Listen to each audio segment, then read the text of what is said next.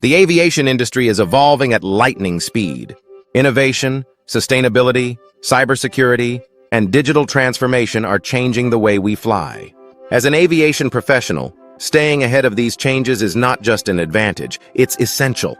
Join us at the World Aviation Virtual Exhibition and Summit, the premier event where you'll gain real-world insights from the brightest minds in aviation. Learn how to overcome today's challenges and lead your organization into the future. From sustainable aviation technologies to cybersecurity solutions, our sessions are designed to give you the tools you need to drive innovation, reduce costs, and stay compliant with ever-changing regulations. You'll also have the opportunity to connect directly with global aviation professionals, building relationships, sharing ideas, and creating partnerships that can shape the future. Can't attend live? No problem. With on-demand access to every session, you can learn and engage at your own pace, ensuring you never miss a moment. Register now. Stay ahead of the curve. Lead your organization into the future and be part of the conversation that's shaping aviation's next era. Register now for the World Aviation Virtual Exhibition and Summit and secure your spot at the forefront of innovation.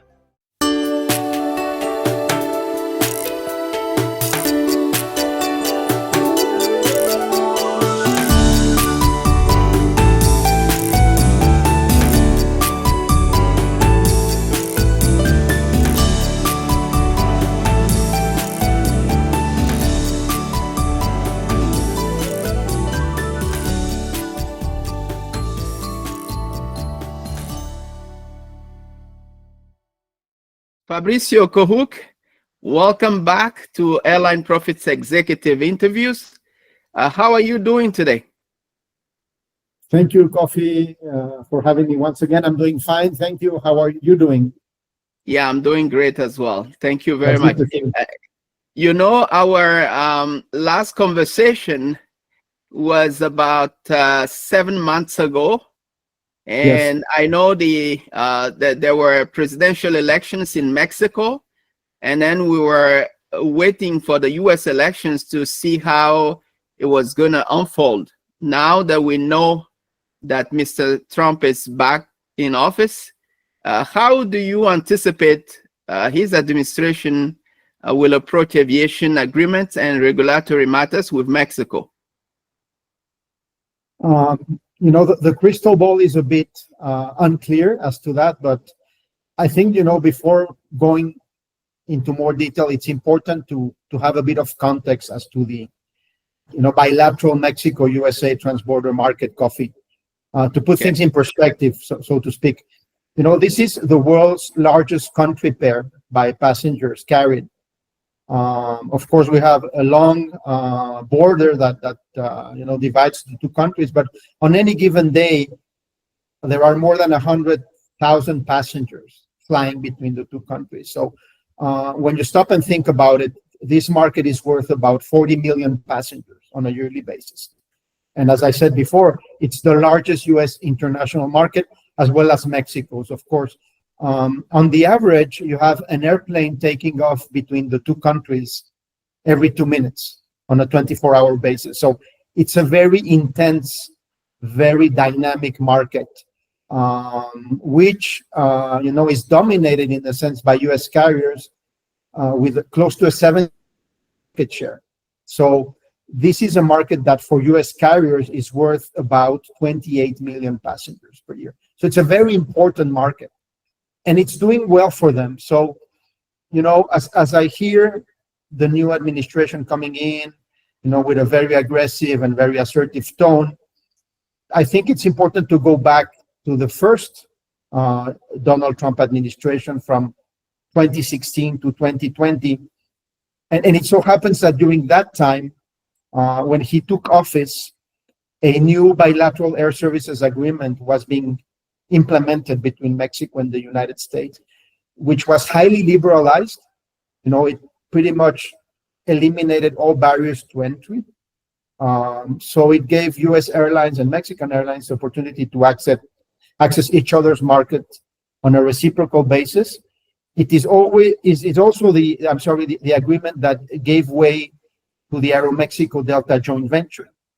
And so I do not recall, frankly, during those 4 years, that there was any significant tension or disagreement between the two governments regarding aviation matters, bearing in mind that in 2018, then recently elected President AMLO decided to cancel the New Mexico City, airport project, which was a very ambitious, very progressive project to develop a new, global hub in Mexico City, and which is also mentioned in the bilateral agreement. So the U.S. authorities were looking forward to having Mexico, expand its capacity at Mexico City Airport and provide for more access to the U.S. airlines.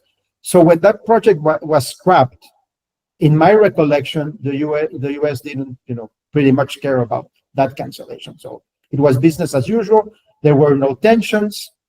And to me, it doesn't seem, from what I read, from what I hear, that there's any significant priority being given by the Trump administration at this time, to put emphasis on aviation as a top of the agenda, line item. They're more focused on, immigration and drugs and, international trade and tariffs. That seems to be, the key focus of what they're talking and doing. So if anything is going to happen, Kofi, it's going to take a while before, there's any manifestation of it. So I think the U.S. will be, I wouldn't call it laissez-faire, but I think it will be more like an inertial relationship. The two aviation authorities, as far as I know, they get along well. Of course, there's new leadership in both countries, so there's going to be, some possibly realignment of priorities on both ends. They need to start talking to each other, get to know each other. So it's probably going to be, a while before we have a clear picture as to how this relationship is going to unfold. So for now, I think we're okay, but you never know what might happen, in the months and years ahead. I see. So it's really on a wait and see status. Yes. I think it's too early to make a judgment call.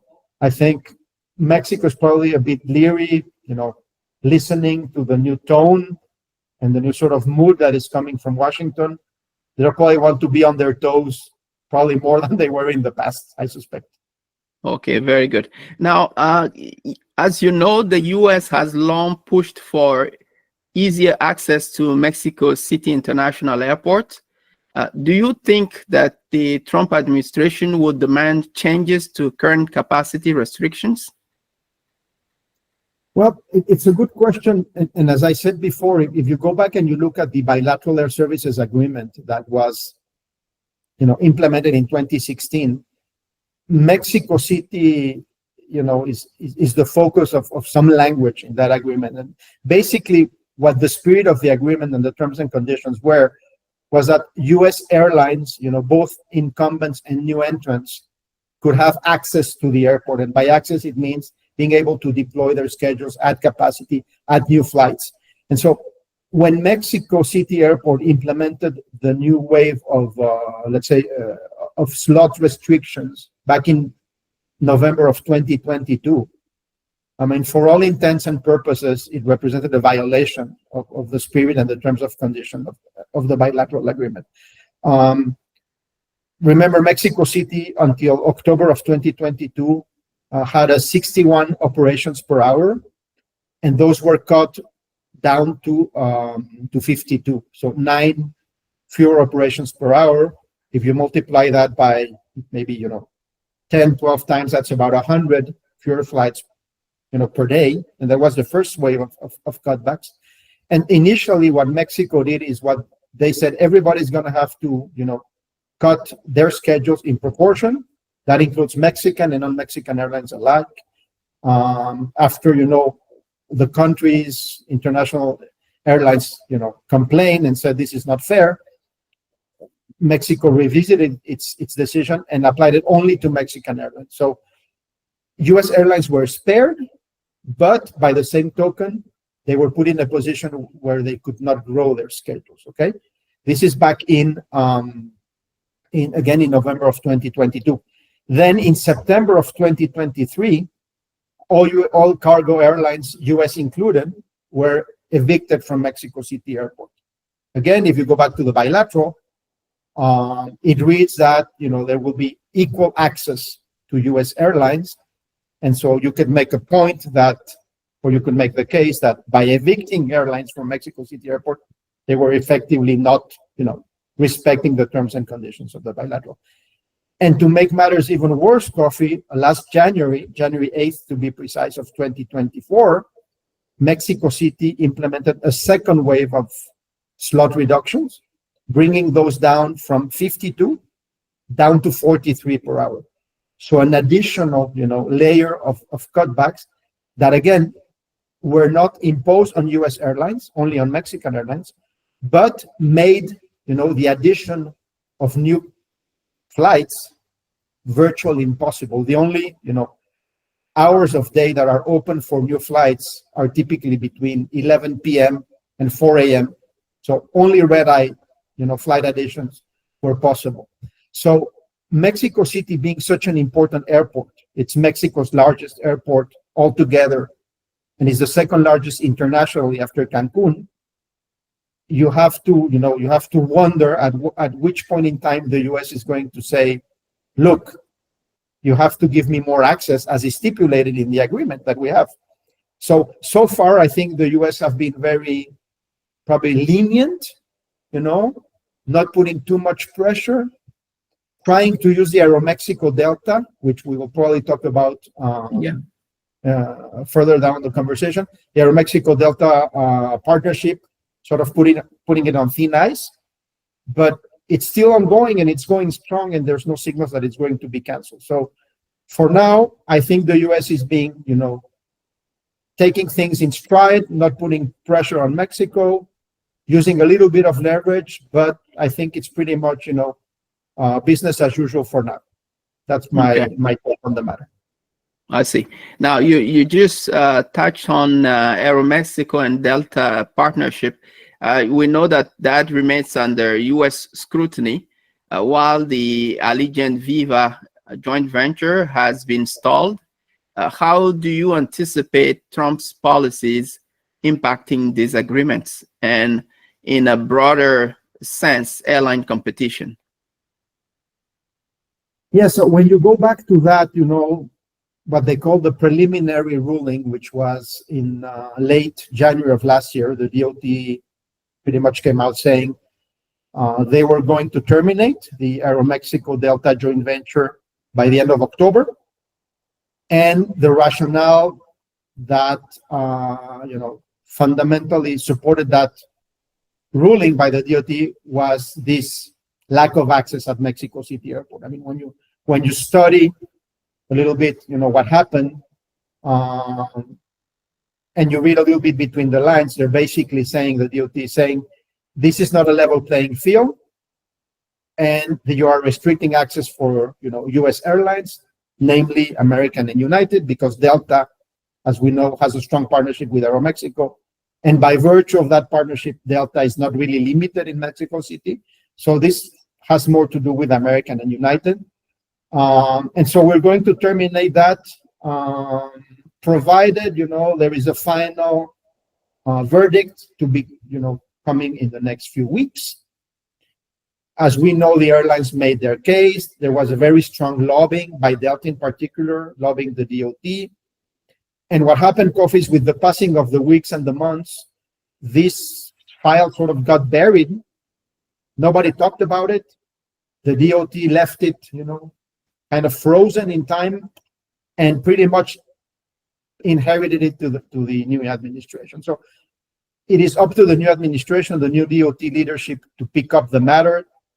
My take is that they're going to be pro-Delta, they're going to be pro-airlines, they're going to be, pro-growing U.S. interests abroad.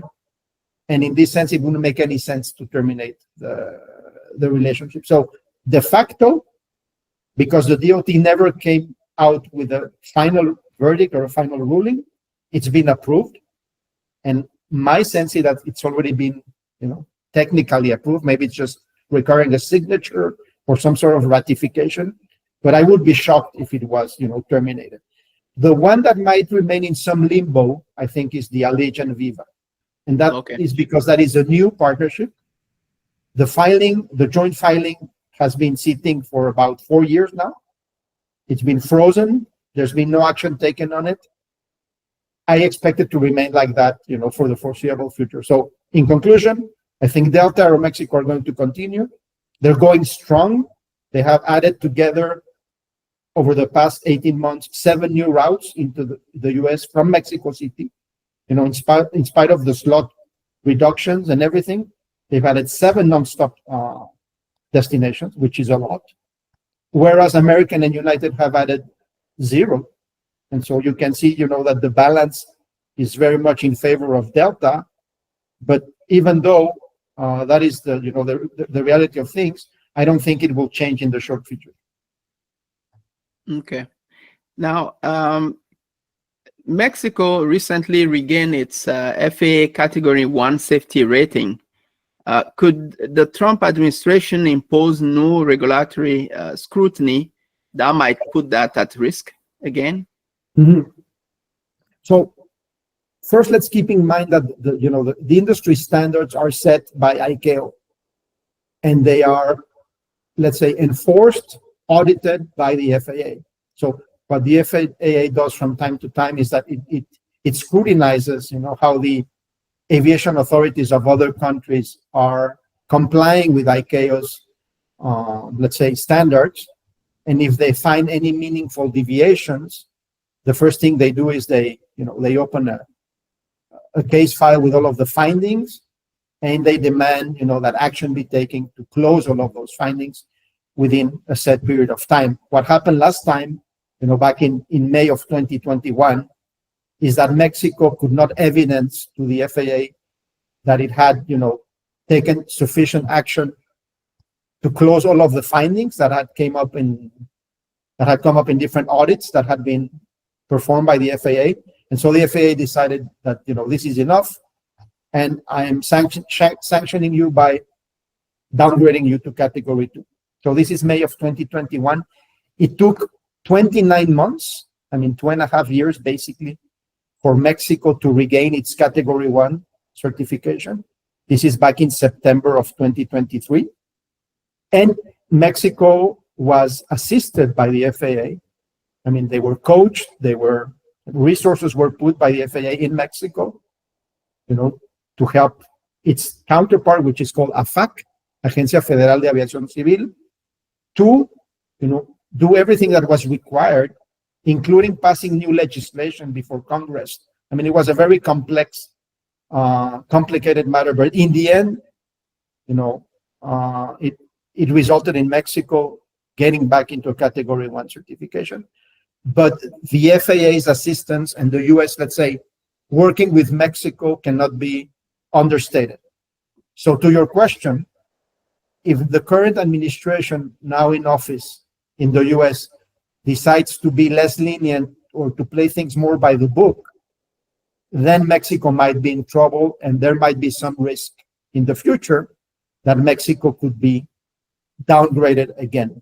I don't see this as an imminent threat, but if the U.S., let's say, FAA is tougher on the enforcement and on the auditing, and is not as patient as it probably was during the Biden administration, then it could spell trouble for Mexico, yes. Now, if the item becomes politicized and they use it as a bargaining chip or as a threat, then things could become a bit messier. But for now, I think the FAA and DOT have acted separately. The DOT talking more about the regulatory matters, the FAA talking more about, safety standards and safety enforcement. So as long as the two remain separate, I think we'll be okay. But if the two join forces and sort of exert their muscle on Mexico, then it could be a more, let's say, threatening situation for Mexico. I see. Thank you for shedding some light on that. Now, the ban on air cargo at Mexico City International Airport has disrupted the industry. Do you think that the U.S. May put pressure on Mexico to reverse that decision? I think the way it was implemented was very, helter-skelter. It was done in a hurried, disorganized way, which really caused a lot of disruption. And as you mentioned, I think with the passing of time, and now looking back, it's been about a year and a half since the move. You know, the move was a unilateral decision by Mexico. It was very, it infuriated U.S. authorities. I remember the U.S. Secretary of Transportation coming to Mexico City to sort of lobby for this to be reversed. He wasn't successful. At least what he could do was to have an extension. The deadline that was set was extremely tight. He was able to lobby for a 3-month extension, which was, very helpful to all airlines. But at the end of the day, the change happened. It took place in September of 2023. And in hindsight, I don't think it's a bad move, Coffee. I think if you look at the new location, AIFA, it's outside, let's say, of the densely populated Mexico City area.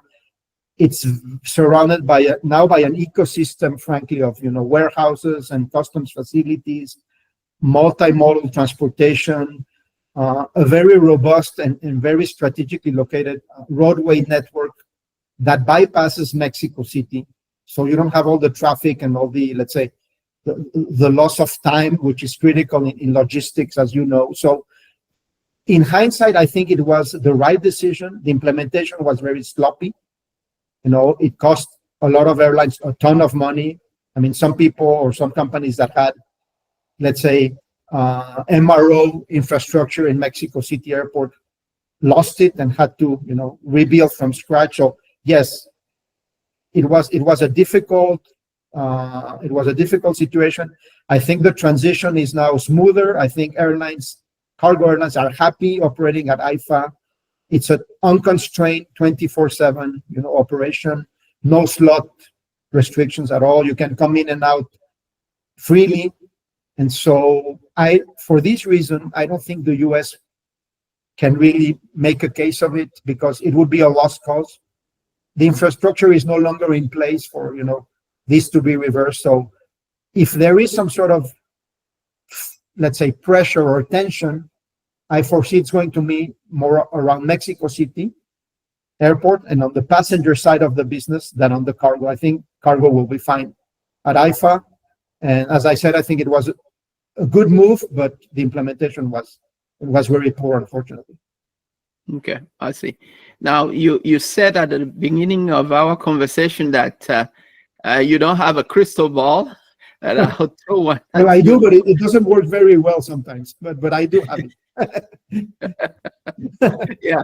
Okay. So now let's assume that the new U.S. administration put some stringent demands on aviation policy, and that Mexico resists that.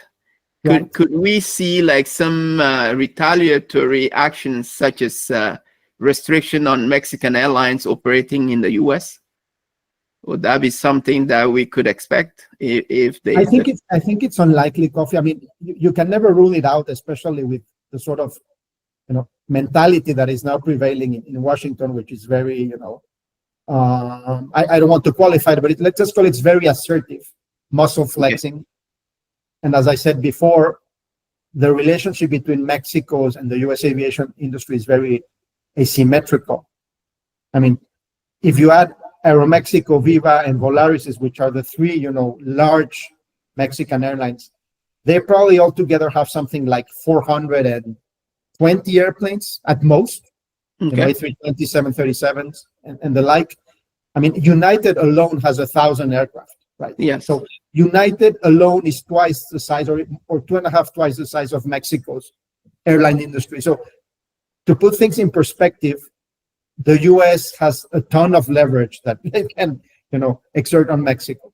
But I see if there's any sort of contention or any sort of fundamental disagreement that comes to light, it's going to be channeled through the aviation authorities via a denouncement of the air services agreement. So any sort of escalation, if it were to happen, would probably result in the U.S. demanding a revision of the current bilateral treaty, the ASA, and just to reopen the negotiation, look at, where the pain points are and try to resolve those amicably.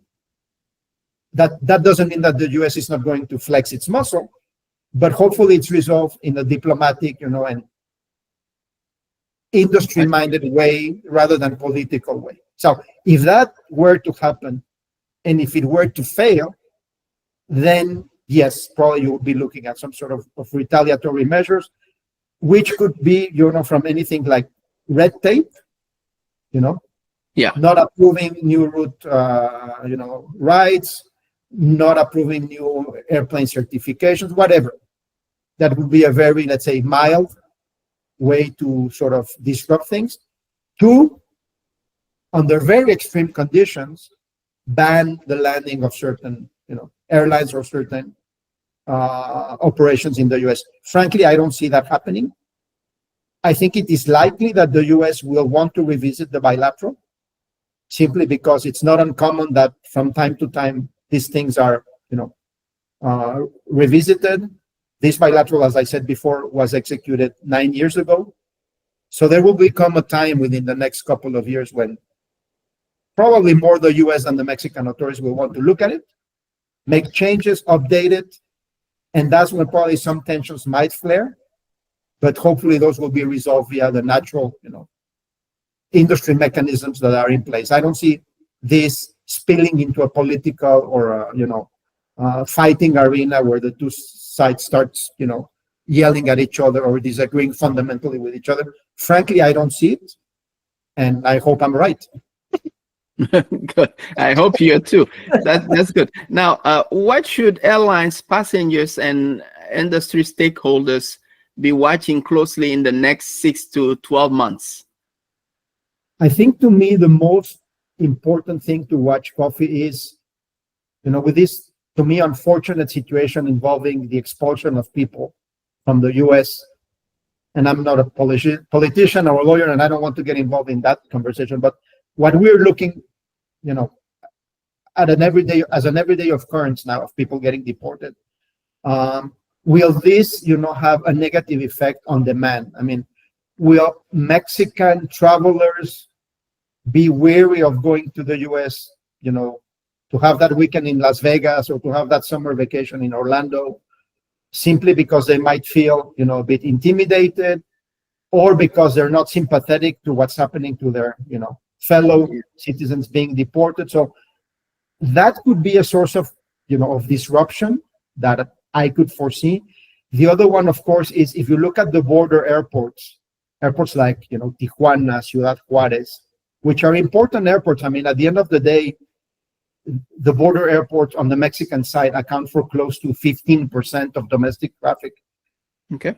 And if the travel patterns at the border get severely disrupted, as I imagine they will be, it could have, potentially harmful effects on where airlines start deploying capacity, what happens to the fares. We might be seeing some route cancellations, some frequency reductions. So to me, what we need to watch is how are travel patterns going to be affected or disrupted from Mexico to the U.S. on the northbound direction.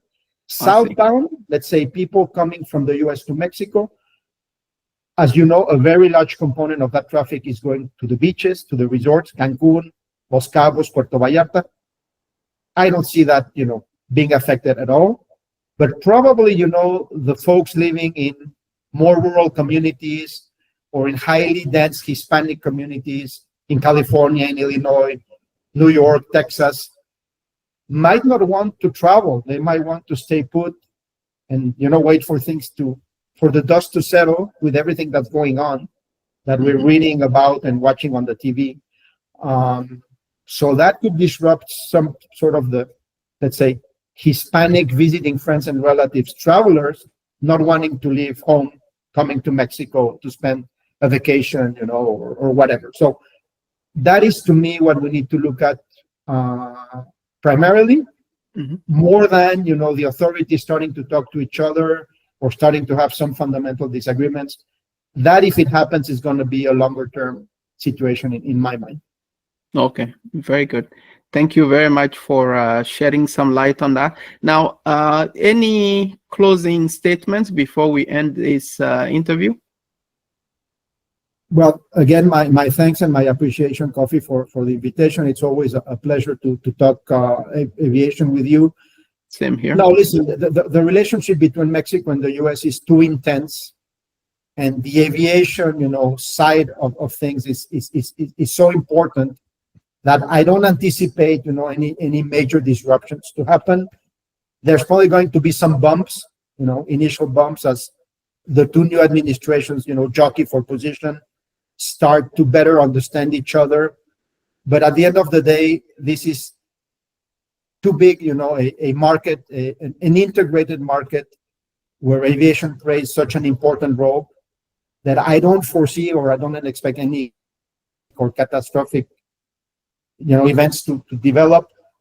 Probably, some readjustment of policy, some reaccommodations that have probably to do with some politics, but hopefully at the end of the day, we will see a continuation of the growth that this market has experienced. It's been growing, significantly year over year. This past year, 2024 versus 2023, was one of the worst months or years on record, and it still grew by 7%. So if you go back in history, it's grown by double digits many years. Hopefully that will be, the way going forward. So I'm rather optimistic, but would be cautious over the next, let's say, probably 3 to 6 months, and would not, anticipate anything major to happen within that period of time. Okay, very good. Fabricio Kohuk, thank you very much for joining us again today to explain the relationship between U.S. and Mexico when it comes to aviation. And I'm looking forward to other conversations like this as the news stories are unfolding, right? Because you never know what to expect when exactly. I mean, as you know, aviation is always very unpredictable. It's affected by many, many variables. Hopefully, things will be looking bright for the future, and it's always a pleasure to talk with you, and I look forward to our next conversation as well. Thank you very much, Fabricio. Thank you, Kofi. Bye-bye.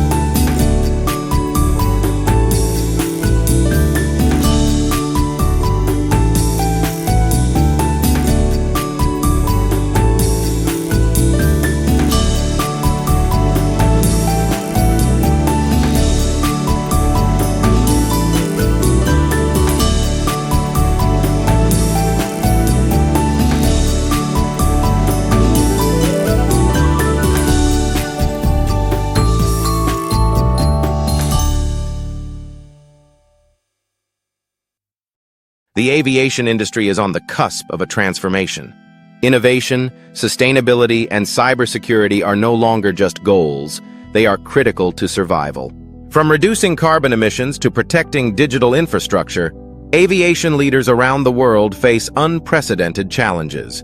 But with challenges come opportunities, new technologies, breakthrough solutions, and strategic partnerships.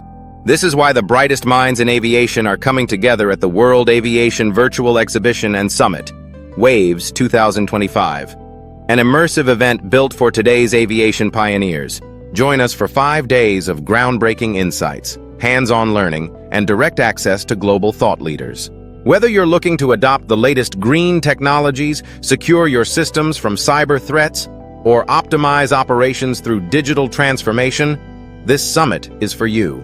Our carefully curated sessions feature experts in sustainable aviation, urban air mobility, cybersecurity, and digital transformation. Hear from industry leaders, discover actionable strategies, and learn how to future-proof your operations. Be where the future of aviation takes flight. Whether you're a sponsor looking to align your brand with aviation's biggest decision-makers, an exhibitor showcasing cutting-edge innovations, a speaker sharing groundbreaking insights, or an attendee looking to lead the next era of aviation, this is the event for you. Don't get left behind. Join us at Waves 2025 and be part of the conversation that's shaping the future of aviation. Your journey to innovation, growth, and leadership starts here. Register today to secure your spot and unlock a future of aviation innovation.